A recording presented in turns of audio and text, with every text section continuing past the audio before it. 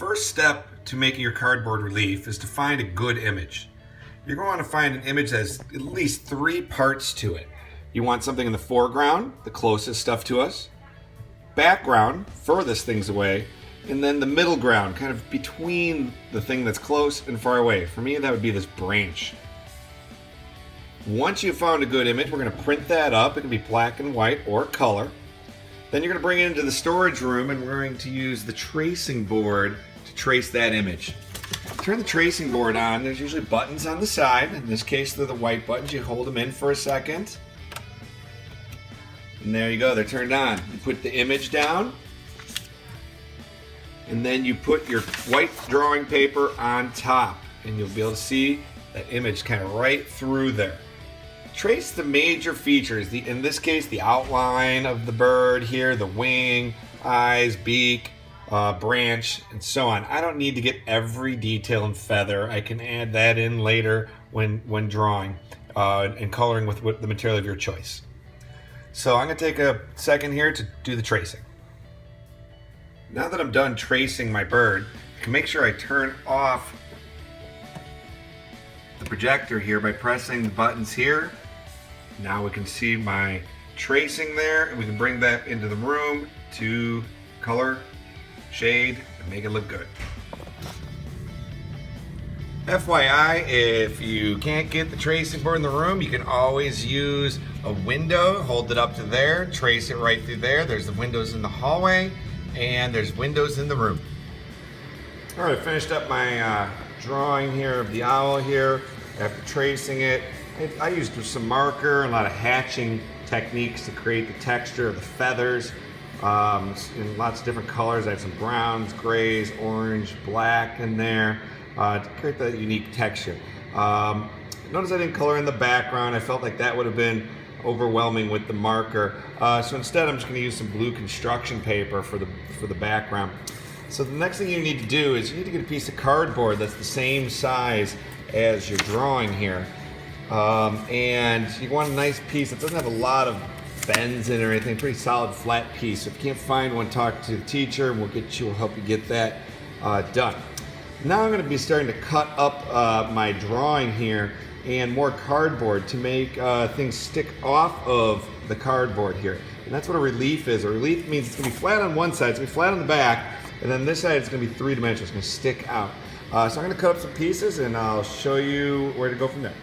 All right, so I've cut out everything that is the background because that's going to be represented in my project by the blue construction paper. So now what I have is stuff that is going to be the middle ground and the foreground. Everything else, background, all cut away. I'm going to take what I have left here, I'm going to trace that onto some cardboard. Not a big worry about there being folds on this because I'm going to glue this onto here, which will keep it nice and sturdy. If you trace it and cut it out once, it'll stick out a little bit from your project. So probably going to need to trace this twice and cut them out. Let me do that and then we'll continue. Okay, I've traced that onto the cardboard twice and I'm about to cut that out. What I learned a nice little trick was the first time when I was tracing it like this, found sometimes I'd slip and I'd get pencil lines up on my project. So the second time I traced it upside down like this. So that way if I slip, I got pencil on the back of the project, not mess anything up. So now I need to cut these out. I have a couple tips about cutting this out. Well, first, tracing it. I always try to trace so that my image is as close to edges as possible. That leaves me more room to trace things on cardboard later and less cutting to have to deal with. Then the first thing I always do is cut off as much excess as possible so that you are not working with huge sheets of cardboard. And then I just have little chunks to cut out. As you can see, the relief is starting to come into play here. It's getting more 3D as we go. As I cut, I made like 2 different piles. Here's one pile of little scraps. I'm going to recycle those. Bigger pieces that I can return to the cardboard box for future use on other materials projects. I'm going to make this more relief because we only have 2 levels right now. We have the background and the foreground. And I want to make it have more depth to it. So now what I'm going to do is I'm going to choose to cut out the middle ground area. I'm gonna cut out the branch here, and then I'm gonna trace the owl again and have him stick out even further the branch. I think he just needs to stick out a little bit because I don't want him sticking out way far from that branch, so I'm only gonna trace him once. There I've been tracing around just the owl part. I had cut out the branches, and I did my upside down drawing technique, which worked real well because right there I accidentally slipped, and that, who cares, it's on the back. And I'm gonna cut that out and start putting that part together. Here we can see now the branch is kind of my middle area. I got my background, the bird is the foreground. But you know what, I'm not done yet. I'm gonna cut his wing out and make that stick even a little bit more forward. I think that's gonna give it some nice depth to it, more realism. There you can see I cut his wing off. I'm gonna trace that onto some cardboard, and then we can start gluing it all together. Hey, one tip is be careful of all these little pieces not to lose them. Maybe make a paper envelope for yourself or store them in your cubby. Don't want to lose these little things. You have to redraw them and try and fit them back in. That's tough.